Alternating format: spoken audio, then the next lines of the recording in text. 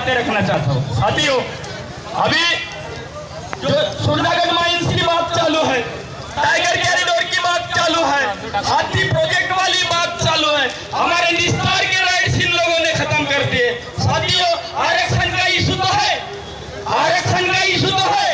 आरक्षण के माध्यम से 100 के पीछे, आरक्षण के माध्यम से 100 के पीछे 7 लड़के लगेंगे, बाकी 93 बच्चे कहाँ जाएंगे? जो स्कूल में पढ़ाई कर रहे हैं वो बाकी 93 लड़के कहाँ जाएंगे?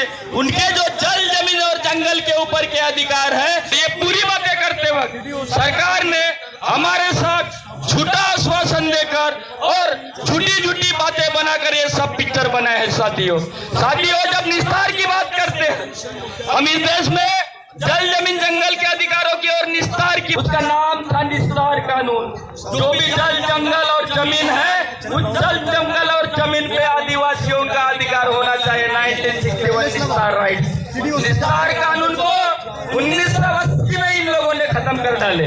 1980 में इन लोगों ने क्या बोले?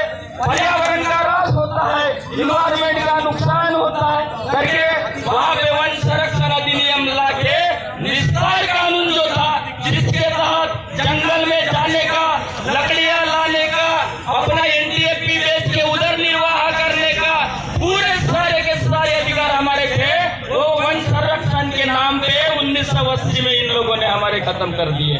उसके बाद निस्तार के कानून लाने के बाद इन लोग वन्यजीव कानून लाते हैं।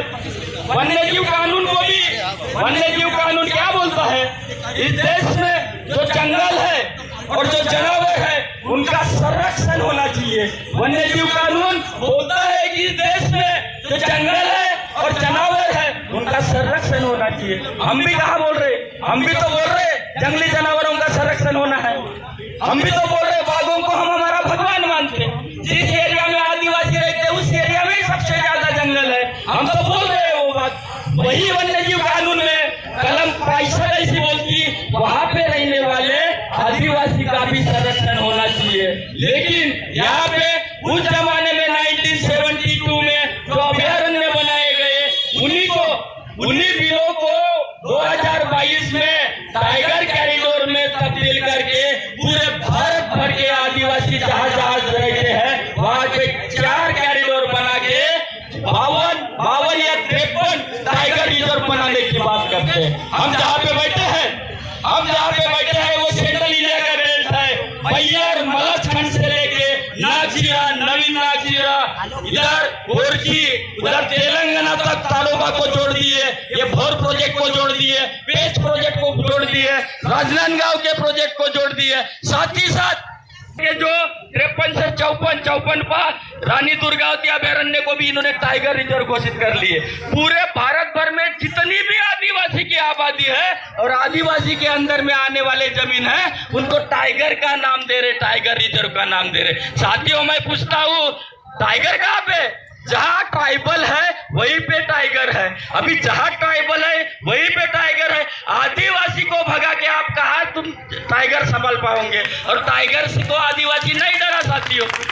टाइगर को तो आदिवासी ने अपना भगवान माना, बाघों को अपना भगवान माना, पेड़ पौधों को अपना भगवान माना। वो कहा टाइगर को ट्राइबल डरता है। तो अभी इन्होंने नई नीति ला ली है। इन्होंने पूरे आदिवासी बेल्ट जहाँ पे है वो बेल्ट में पूरे 22 राज्यों में हाथी प्रोजेक्ट डालने की बात कर रहे हैं और हमको बता रहे ये हाथी छत्तीसगढ़ से आया।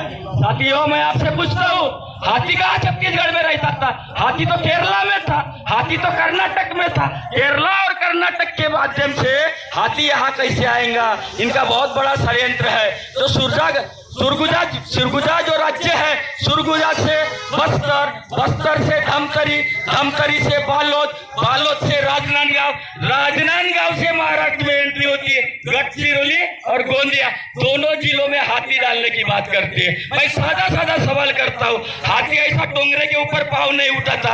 आपके जिले की बाउंड्री कमर ऊंची है, हाथी इतना पाव नहीं उठता था।